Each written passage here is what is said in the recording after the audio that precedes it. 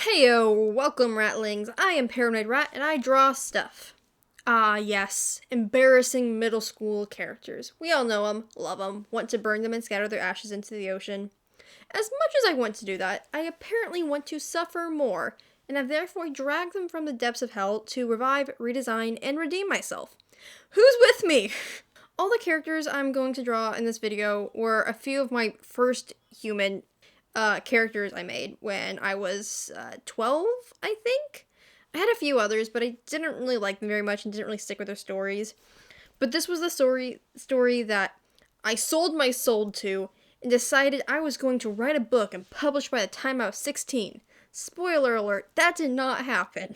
I really love these guys and writing as a whole, but I was also taking writing tips and structuring my writing practices from very neurotypical standpoint that did not work for it and kind of sucked the soul out of it for me and kind of ruined it, and it guiltily sat in my Google Drive unfinished for the second draft out of guilt, and I never returned to them.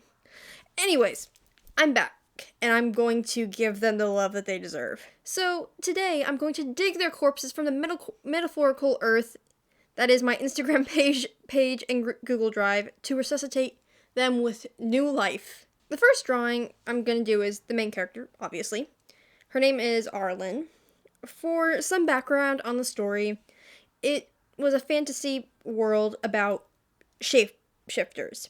My obsession with shapeshifters started young, apparently. The shifters were hunted and lived as outcasts of society, etc., etc. Arlin here was a shapeshifter, but she didn't know it because she lived with her human father who kept her a secret from that world to protect her, until tragedy struck and she ended up with the shapeshifters for adventures and drama, essentially. And I had a lot I wanted to change here. Every shifter has like a certain animal they can turn into, and I truly tried to emanate that in their human design, but I didn't want to make them furries, so they all basically just had like matching eyes and hair, and that was it. So Arlen turns into a tiger, which the entire story was named after. Yep, just tiger. I am so creative, guys. But that means she got red hair, and I'm here to do more and change that, because she looked nothing like a tiger before. I made her a bit older.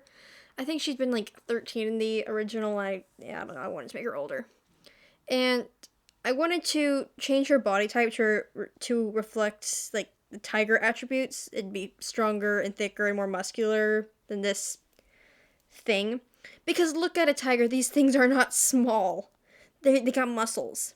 I had to keep the red hair, that was iconic. But I did make it into a braid, and just kind of reminds me of like a tiger tail behind her. And then a not so subtle hint at ears in her hair. I don't care, I'm keeping it. It reminds me of a tiger, so I'm going to leave it because it's a character design and I can do whatever I want. In her story, she spent most of her life in the mountains where she was living and hiding with her dad. And you can't really see any of that in her original design. Even though most of the story doesn't take place there, it's still part of her story, and I wanted to bring that back in. So I gave her a fur over her shoulders, which also reminds me of tiger shoulders, so that's nice. And an interesting thing, because I made the shifters as a culture being very morally against killing animals. I mean, they're all kind of animals, so that's just kind of cruel. Coming from the mountains where hunting and stuff was normal, there was basically sacrilege here, which kind of ostracized her more from the group and made the change there more extreme. So I liked it. I also gave her a knife because she used a bow in the story for some reason, which made absolutely no sense, and for some reason she was a natural at it, and of course was using a bow and a weapon for the first time at 13 after living in the mountains for her entire life, which it doesn't check out. But yeah, I also tried to give her an actual personality here, which she didn't have before. She was pretty bland and boring, and yeah, I mostly did more of the story work and less about like actual character development. Like some characters had like This is the edgy one. This is the soft boy. You know, like, more stereotypes than actual personalities and characters. Although I think everybody had a depressing backstory, so that wasn't. I mean, of course they did. You can't make a happy character. Like, who do you think you are? And one final thing, I also put little scars over her nose because they reminded me of tiger stripes, and made her hair curl around her face to look kind of like tiger face fluff, because I don't know. It's small, but I liked it, and I think it, got the message across, and of course kept like the nice white, orange, and black color palette to be very tiger-esque. This next character is Arlin's best friend in the Shifter group. His name is Ellis, and he is my sweet little bunny boy. I love him very much. He turns into a rabbit, and much like Arlin's design, the only thing he had in common was same colored hair and being small. So creative, I know, it's overwhelming. So all of that had to be fixed. Again, like Arlin, I tried to mimic bunny ears in his hair, a bit on the nose, but it gets the point across, and I like it, and it's cute. As a character, he had a bit more personality than Arlin, for sure, but his only purpose essentially was to be the sidekick best friend who's the voice of reason to the rash main character, and loyal to a fault. He was very timid and small, and again, the voice of reason. But his old design was just really lacking any character, and there was no reference to any of his story. It was basically just clothes on a meaningless blob.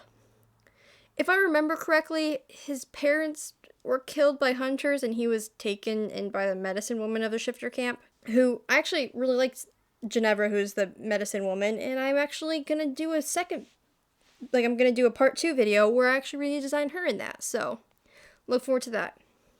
She was like the kind motherly figure in the story to both Arlin and Ellis, but especially Ellis.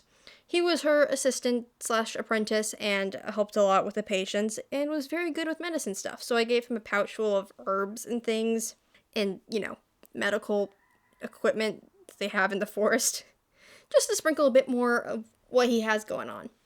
I decided to keep the green from his old design. I like the contrast with Arlin, and it suited him. I tried to make his clothes more interesting, and I gave him a little scarf with the dangly end. That's how the scarfy thing on his back to look like a rabbit tail-ish. I was trying to come up with something just to allude to that, because there's a few noticeable traits about a rabbit, and I wanted to give them to him, and that was one, and I, for the life of me, couldn't think of anything better, so the scarf works. Good enough. All in all, happy with this redesign, and it feels like him, it feels like this character, but just a lot better with my skills that have grown a lot over the last, 6 years, so, yeah. Alright, you're gonna want to brace yourselves for this one. Sit down, get a drink of water, prepare yourself. When I said I was going to make this video to myself, I was equally excited and dreading this design the most. So, sit down for your own safety. This monstrosity is what we're fixing today. Oh boy, this hurts. But I promise to fix her. I can't even keep this photo on the screen. I'm not even sorry. This was Queen Simla. I hate that name so much. Bear with me here, please. So, she was the evil queen character. Woo, mysterious. Who was, plot twist, actually Arlin's mother, who her father was hiding her from. All that jazz. And I never learned how to draw her, so I just avoided it at all foreseeable chances I got. But this horrific thing still exists. I am sorry. I really struggled with drawing her the first time. I didn't really understand the tone and aesthetic for the story, and I had nothing to base it off of, and I didn't look at references for inspiration, and I had no idea how to design a dress, or any character design experience, really. So yeah, I had this. I'm not proud of it. So for the first thing I did was I got a bunch of inspiration photos and made a little board of things to smash together in her design. Simla, my god, I hate that name so much, is a, you guessed it, Shifter 2. Her animal is a lion. In her oh-so-dramatic backstory, she was, the Shifter who pushed all the, like, accepted rules and orders and stuff, and was, like, trying to get the shifters to stand up for themselves more or something. Ended up saving Arlin's good old dad from the forest and nursed him back to health, and he lived among the shifters with them. They got married or whatever, had a baby, fun stuff, fun stuff. Then I don't remember exactly what happened. I think her friend was killed or something, and she kind of lost it and was exiled from the shifters through, and somehow became the queen. I have no idea. And then she, like, was basically dedicated to eradicating shifters and was looking for Arlin to, like, rule with her or something. I have no idea. It didn't really make any sense even back then. Maybe it did, but not really. And yeah, it needs a lot of work. And so she just kind of went kind of crazy, but girl's gotta do what a girl's gotta do. So her design is almost completely different. I gave her an actual dress. Whoa. And I really like these golds, reds, and blacks, and I think it really matched her aesthetic that I wanted to give her. I did add this, like, neck fluff thing. Looked very regal and reminded me of a lion and felt fitting. I kept her hair loose, again, a bit off her rocker, and everyone's too scared of her to tell her that her hair is a mess, and it still gives off that lion feel. I mean, no matter what I did here was going to be better than the original, so yeah, I'm pretty happy with it. I tried to keep an evil look on her face and, like, the angular slit eyes, which I did like from the OG design, very cat-like. And I kept, like, the golden hair and tried to just make her what I wish she would have been, like, what I could draw back then. Which, yeah, if I had known this is what she could have looked like when I was 12, I think I would have fainted. Well, yeah, that's my old characters and their story.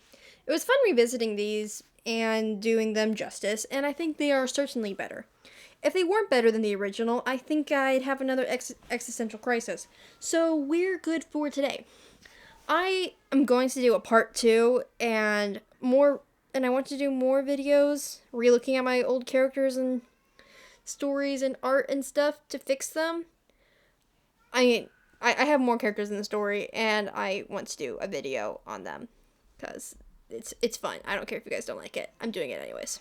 Anywho, thanks for watching to the end. This was fun. You all are great. I hope to do this again. Ratlings can support me on Instagram and Rebel, or just, like, comment and subscribe here. Means a lot, and I will see you next week with more character designs. You may leave now. Ciao.